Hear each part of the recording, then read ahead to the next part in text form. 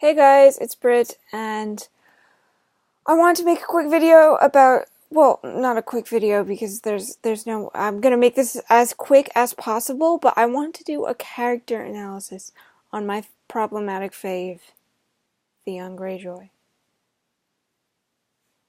And I find it hilarious that I'm just happen to be wearing a shirt with dead birds on it, because Theon killed all the ravens, so it's funny.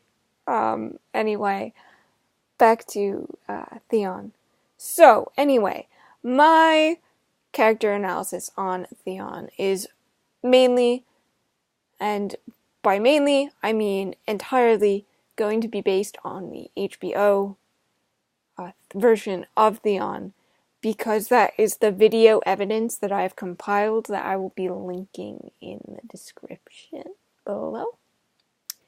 And so, without further ado, my main point is Theon was a ward. And what a ward is in Westeros is it's a fancy word for a hostage. Now, George R.R. Martin has said this, and I think that has a lot to do with who Theon became as a person and how he developed into who he was, because we really don't know, how old Theon was when he became Ned's ward, but we can estimate that he was probably, roughly, give or take a few years, about 10 years old. Now,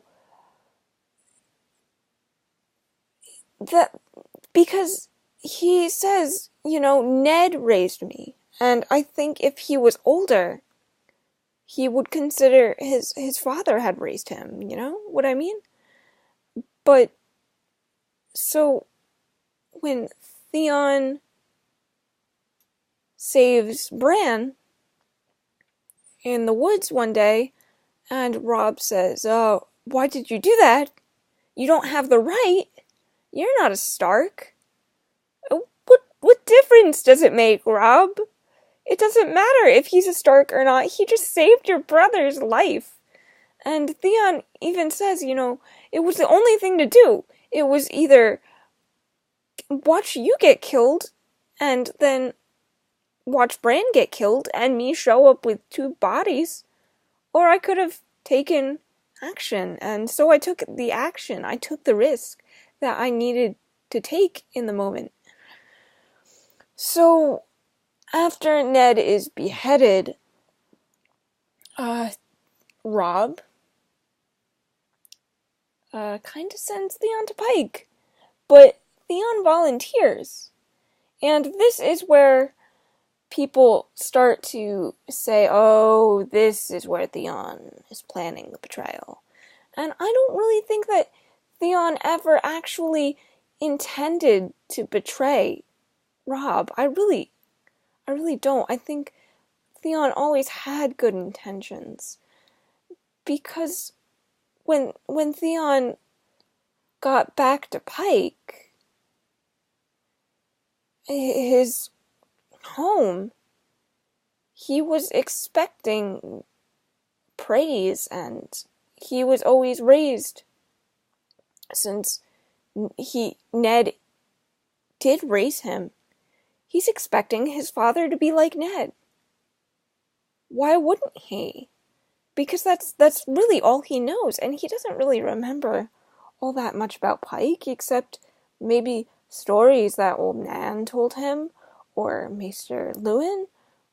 He really doesn't know what it really means to be a Greyjoy, because he's been raised as a Stark, and he was slightly above the level of a bastard, in a way, because he was treated better than Jon. But not by much. Robb frequently reminded Theon that Theon wasn't a Stark, but I think that really caused Theon to have an identity crisis of some sore at such a young age.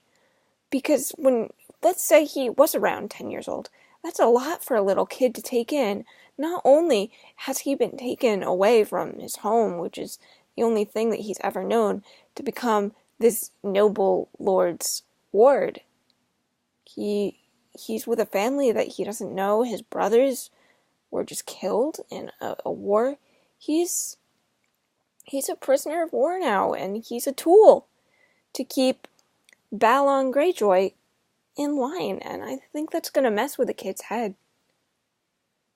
Especially, it says in the novel that they say that Theon is a youth of 19. And I know the Game of Thrones upped their ages a little bit, so I can't really say how old he is in the television show because it's never stated, but he's with age with Robb, so let's just say that. He's with age with Robb, and suddenly Robb is fatherless and he doesn't know what to do. He's never fought a war. He's just heard stories, and he's going by what his mother tells him, which there's his problem right there. He's listening to Catelyn, who not only treated Theon like crap, but she treated Jon like crap. This little baby that had no control whatsoever over being born because she was jealous because she assumed that her husband cheated on her and created a son. I don't think that's very fair. Anyway, let's go back to Theon's return to Pike. So Theon gets home. He returns to Pike after not being there for Lord knows how long. And he's shunned, not only by who he might consider his people, but his sister and his father. The first thing his sister does is trick him. And as soon as he walks in the door, he's confronted by this really tough question to answer. Balon says, "How do you feel about Ned's death?" Which puts Theon in a really awkward position because here is his biological father, who he's come to ask for help for Robb. And here's Balon saying, "Okay, you were with the Starks for this long, and now you've come home and you're asking me to give them help after they destroyed me? Who are you loyal to?" And Theon really doesn't know. He doesn't know what to do here. He wants to help Robb. That's what he wants to do. That's what he came here for. That was his entire purpose. And when Balon gives him this ultimatum, he wrote to Robb. He had every intention of warning Robb. And then at the last second,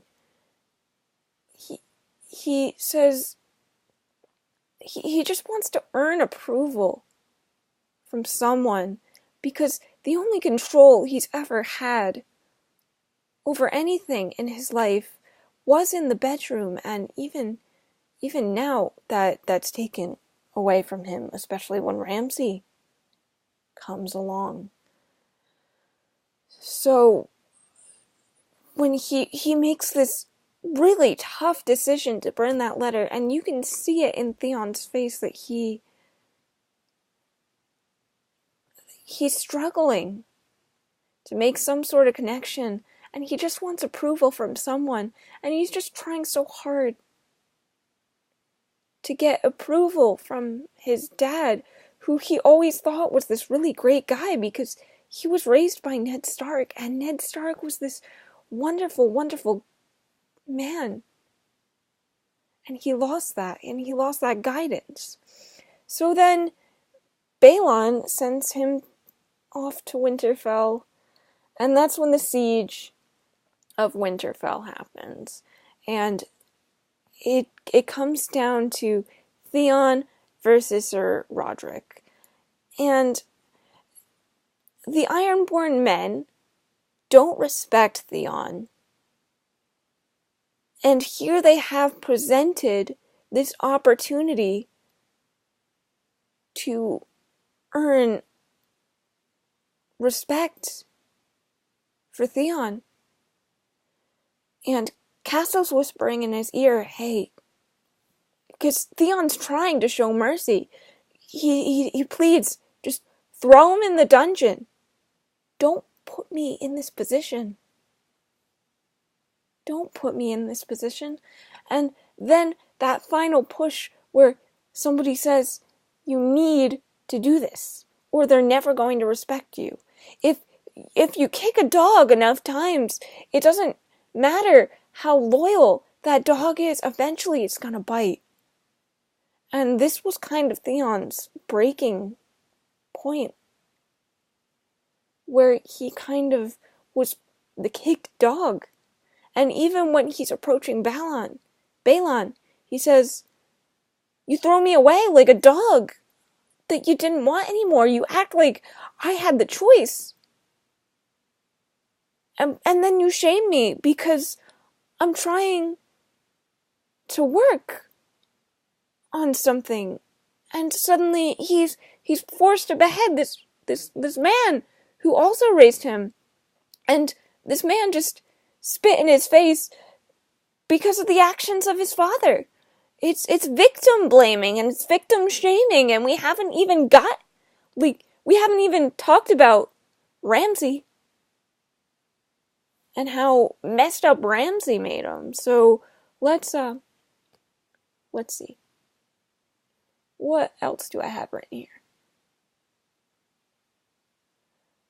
There was remorse. A lot of remorse before Theon really got captured by Ramsey. And even while Ramsey is torturing him, before he cuts off Theon's manly bits, he sends these girls in to rape him. That's really what that scene was rape. He was pleading the entire time, no, get me out of here, please save me. And then Ramsey takes the last bit of control that he ever had, the only bit of control that he ever had in his life. He can't now he's completely useless to his biological father. He can't produce an heir. He's the last living son of Balon Greyjoy. And now he can't even do that. Ramsey took away his control over everything. And then completely wiped his entire existence by creating Reek. And Reek is handled differently in the television show, I know. But when you're that battered and you're that broken, and somebody talks to you like that day after day, whether you want to or not, you're going to start to believe the things that they say. And it's going to hurt. And eventually, I think Theon really suffers a lot from Stockholm Syndrome. And it's this identity crisis that Ramsey really played into. Until Theon almost wasn't Theon anymore. Until he was put in a position where he had to help Sansa. And that's when his redemption kind of starts, where I don't even think it's a redemption arc. I think it's Theon finding who he is, because he never really knew who he was. And it hurts him. And I think he's gonna have to find out real quick next season who he is, and if he can even lead the Ironborn. Because I don't... Dany made a deal with Yara that said no more raping, no more reaving. And I think if Yara isn't around to uphold that, Theon of all people will. Because he knows he's been a victim of that. And he knows what that is like. He has the opportunity to change the Ironborn people and make them more Stark-like.